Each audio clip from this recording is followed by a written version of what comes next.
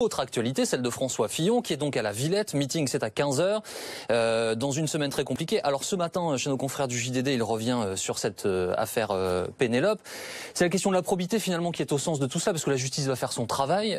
Virginie Calmels, après, est-ce que le lien avec les Français peut être, dans quelle mesure peut-il être abîmé par cette affaire? Vous l'analysez comment, vous? Une fois encore, vous savez, je crois que les Français ils sont attachés à des faits, à des choses concrètes. Il a 30 ans de vie politique derrière lui, sa probité n'a jamais été mise en question. Soudainement, parce qu'il est le grand favori, effectivement, lui tombe cette affaire. Je note quand même que Pénélope Fillon a été employée par son mari, mais elle a été aussi employée par le suppléant de son mari. Donc, pourquoi sous-entendre mécaniquement que ce serait un emploi fictif? Après, ça pose une question sur le fait d'employer des membres de sa famille, etc. Et vous avez noté comme moi que c'est une pratique qui est très répandue, puisque énormément de parlementaires sont dans ce cas-là. Mais de là à dire que c'est illégal, non, c'est légal. Est-ce qu'elle a travaillé ou pas?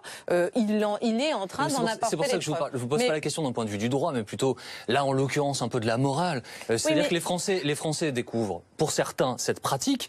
Peut-être existe-t-elle, mais ça n'empêche pas qu'ils soient choqués. François Fillon dit à la télévision, j'ai aussi employé 2 de mes fils comme avocats. Alors, il se trouve qu'ils n'étaient pas encore avocats lorsqu'il les a employés. J'ai mis un terme à cette collaboration d'un point de vue rémunéré.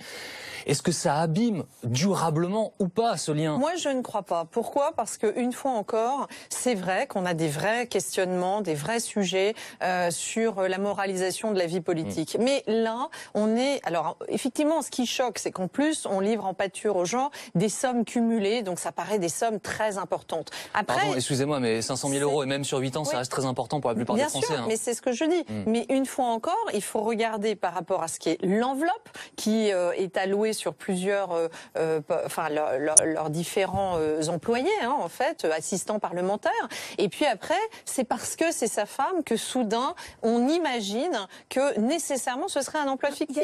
Et c'est ce raccourci-là qui me dérange. Ça vaut pas enquête judiciaire, mais il y a quand même eu une enquête de journalistes qui sont allés interroger des gens, qui lui ont dit... Si vous me permettez, quand vous interrogez quelqu'un qui, par exemple, a été licencié et qui peut régler des comptes... c'est pas juste un sous-entendu mécanique. Pour moi, la justice va faire un travail d'équité. Le travail journalistique, sans vouloir remettre en cause ce que vous venez de dire, c'est quand même, on entend la gauche qui crie « Oh là là, on l'a pas beaucoup vu », et on entend des gens qui disent à Sablé-sur-Sarthe, moi j'en ai entendu... Ils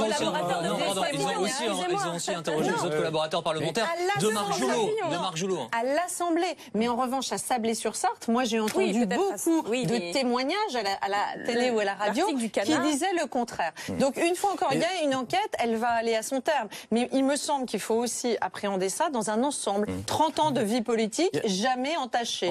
Non, c'est moins une question de probité, encore une fois, que de morale et d'exemplarité. Alors d'abord, quand vous parlez de la somme cumulée, c'est vrai qu'elle reste extrêmement importante. Et puis de toute façon, dans l'imaginaire, pour frapper l'opinion, il y a 500 000 euros d'un côté, 500 000 fonctionnaires en moins de l'autre. C'est ce chiffre de 500 000. Mais ça n'a rien à voir. Mais bien sûr que non, ça n'a rien à voir. Et c'est le but recherché. Oui, vous avez raison. Mais là encore pour nuire. Si vous voulez, là où c'est embêtant, c'est qu'encore une fois, c'est cette question de l'exemplarité qui ne fonctionne pas dans la politique française. Et c'est ça une des raisons fondamentales du divorce, de la défiance des Français envers leur politique. Elle tient à cela, à cet usage, mais vraiment inapproprié des deniers publics, à ces petites habitudes qu'on prend parce qu'on est au gouvernement, parce qu'on est élu, etc. Et ce sont ces choses-là qu'il faut changer. Et ce qui est dommage, c'est que François Fillon, dans sa campagne primaire, avait justement revêtu cette image d'un homme qui réellement est prêt à prendre les choses en main, à changer beaucoup de choses dans ce pays, y compris cela, à apparaître neuf alors qu'il est dans la politique depuis très longtemps. Et là, évidemment, ça n'a peut-être pas changé, mais on voit que finalement, il était un peu comme les autres sur ses plans. Mais moi, je trouve qu'il y a un peu aussi une forme de dictature de cette injonction d'exemplarité. Bien sûr qu'il faut de l'exemplarité et de l'éthique en politique, mais il y a un argument que je trouve quand même très surprenant, voire choquant. C'est quand on dit, on enquête sur François Fillon parce qu'il mettait en avant sa probité. Est-ce que ça veut dire qu'un candidat qui ne parlerait pas de probité aurait le droit de faire tout et n'importe quoi? À l'évidence, non. Alors ensuite, bien sûr qu'il faut de l'exemplarité, mais malgré tout ce qu'on attend d'un futur président de la République, et je le dis pas pour François Fillon, je le dis pour tout candidat quel qu'il soit, pour les affaires passées ou à venir. Donc vous voyez, c'est pas une question de préférence politique. On attend avant tout aussi d'un président de la République l'efficacité d'une action. Je veux dire que son action ne sera pas efficace selon qu'il aura embauché ou non un salarié, selon qu'il aura ou non payé ses impôts. Non, mais c'est compliqué de demander des efforts aux Français si soi-même on refuse d'en faire. Ça va polluer. Non mais attendez, on n'est pas sur l'effort, on était sur une pratique. Mais là, je parle de manière générale.